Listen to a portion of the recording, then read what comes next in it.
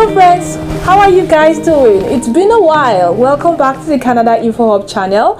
My name is Wolo and I live in Winnipeg, Manitoba. I love to talk about life in Canada and immigrating to Canada. I love everything Canada because Canada has done me well, and I wish that you can also come join me. Yeah, so if this is the first time you are seeing my videos or seeing this video, I'll request that you subscribe to this channel and click on the notification bell, so anytime I upload a new video you'll be the first to know.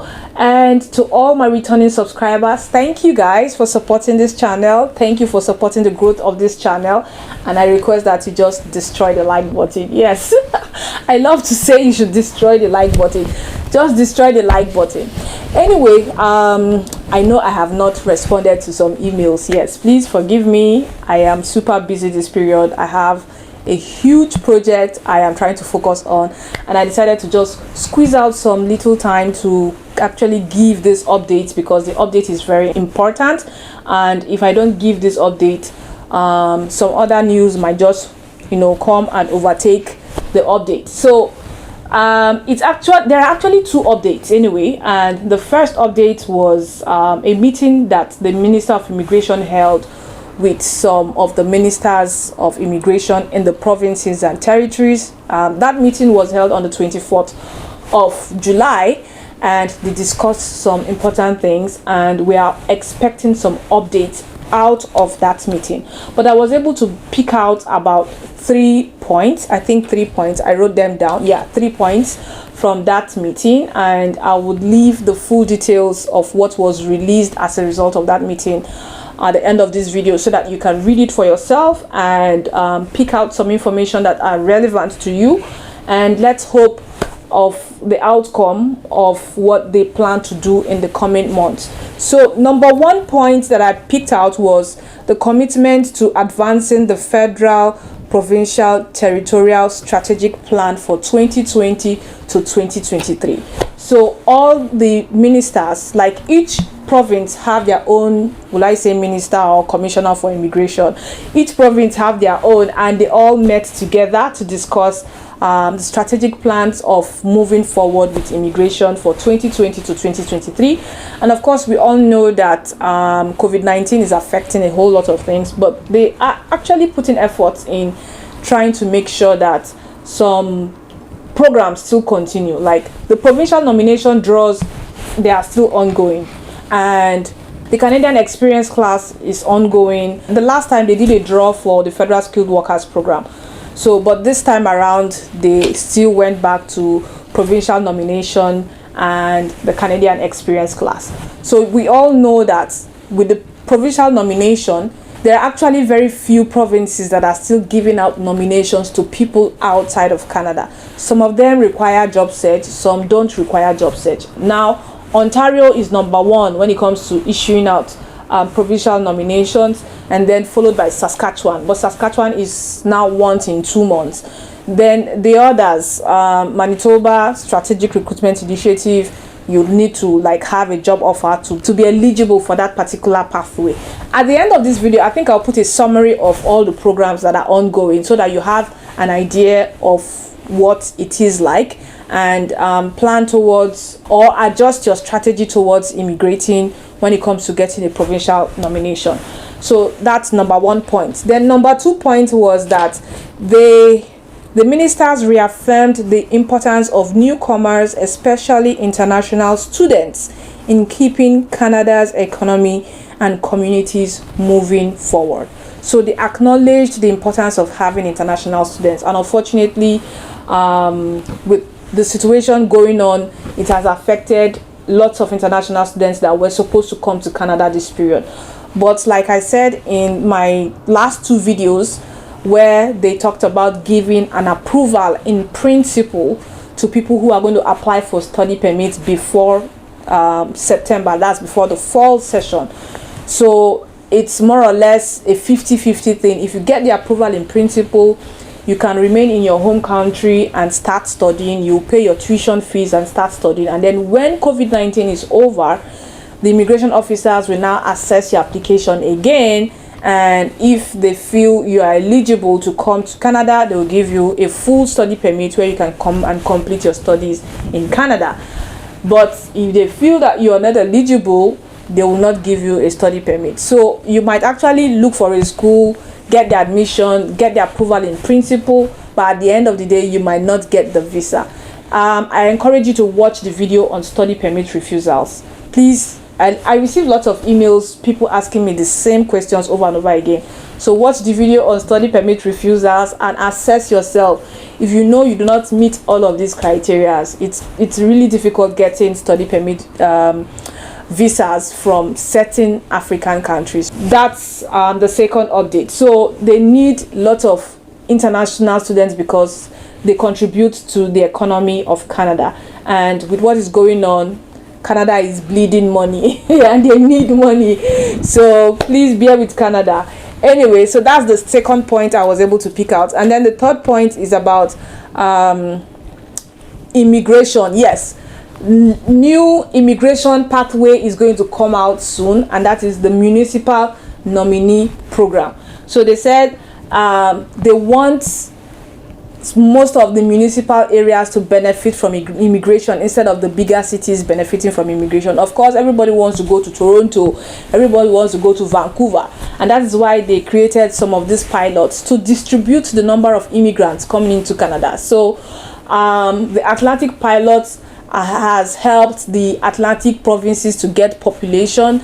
Then the rural and northern immigration pilot is supposed to help rural communities to gain people in terms of increasing their population.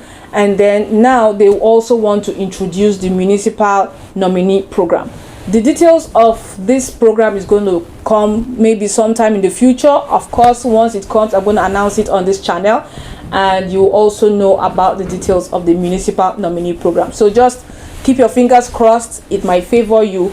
But like I said in my last video, it's like most of these pilot programs, the trend is that there is a job search requirement. That is the latest trend for most of these pilot programs. And I don't know, I'm just seeing that in the future there might be a likelihood of Canada's immigration system requiring a job offer as a means to immigrate to Canada. So if you've not started searching for jobs, please search for jobs. I know some people will say I am just giving people false hopes, but if I tell you the number of emails I have received from people who have received genuine job offers and who have already started processing their work permit visas, maybe sometime in the future I'll do a video and I'll list all these their email correspondence where I've been communicating with these guys and congratulating them for, you know, not relenting on their job search. So if you are among the people who is doubting or who believes that I am giving people false hope when it comes to job search, please,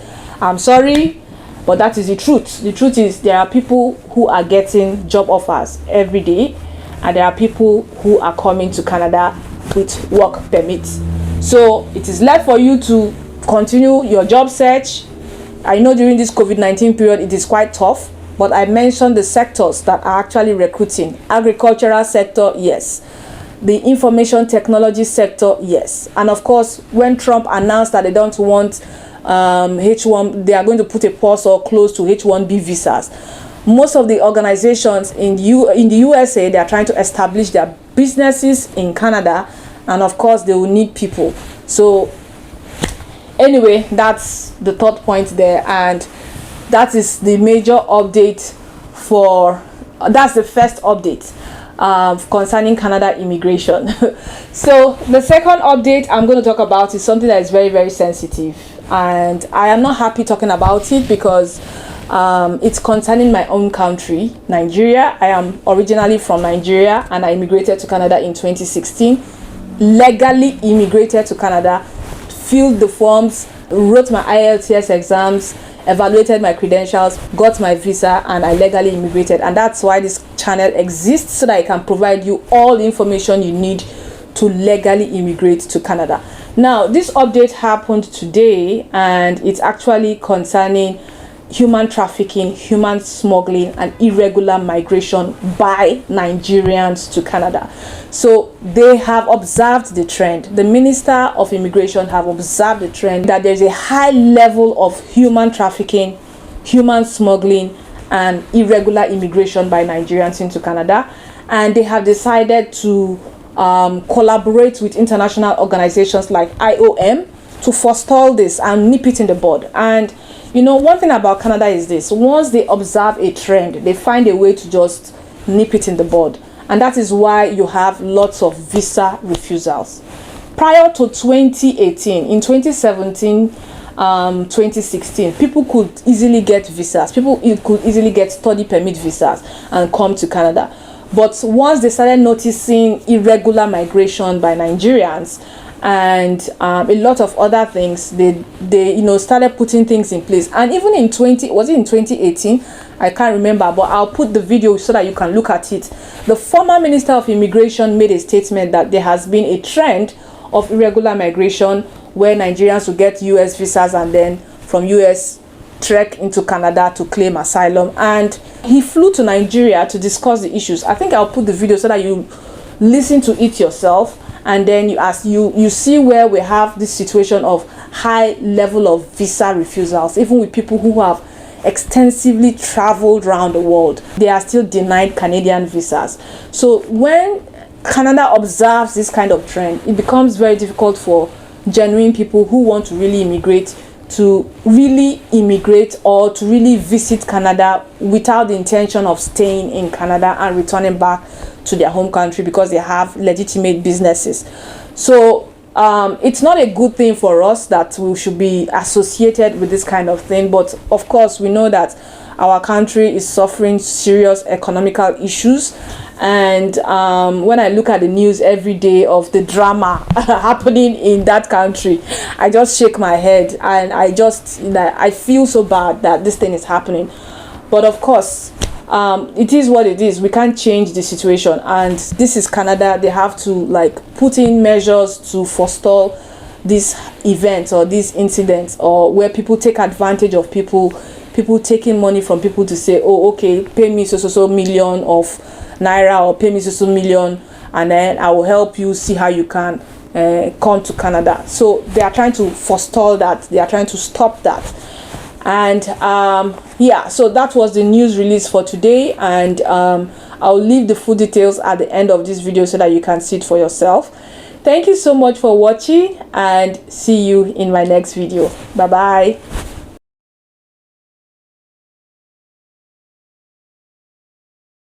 Let me make the point emphatically that coming across the border in a way that tries to circumvent the law or defy proper procedure is no free ticket to Canada. Seeking asylum is not a shortcut to get around normal immigration rules and procedures. There must be legitimate reasons why asylum is necessary, or it will not be granted. If their case cannot be proven, they become inadmissible and will be removed from Canada. That is what the law requires, and it must be, and it is, and it will be enforced. We also know that a number of the recent asylum claimants are Nigerian nationals with valid US visas. And it's becoming apparent to us that they've obtained these visas with the intent to come to Canada to make asylum claims. So for the last number of months, we've been working very closely with our US counterparts to address this particular situation. We've been sharing information with the United States to prevent the abuse of the US visa system for the sole purpose of claiming asylum in Canada.